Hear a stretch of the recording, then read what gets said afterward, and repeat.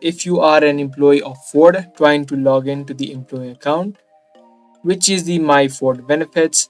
In this video, let me show you the quick process of it. Ford has a different portal for its employee, which is called MyFordBenefits. So open up your web browser and search for MyFordBenefits login. Once you do, it's straight gonna show you the link or the result of myfordbenefits.com. So you can just click on this link and it's gonna take you to the login section. Now, first of all, you need to type in your user ID of the Ford Benefits account. And in the second box, also type in the password. If you don't remember the password or the user ID of your account, click on the Forgot User ID or the password option, and then you can follow the steps to recover it.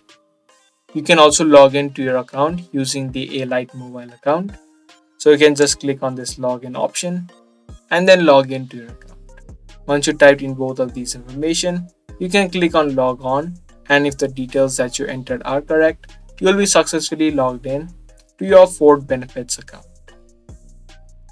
If this video was helpful to you, be sure to subscribe, share, and also give this video a thumbs up. If you have any questions related to the video, make sure that you comment down below.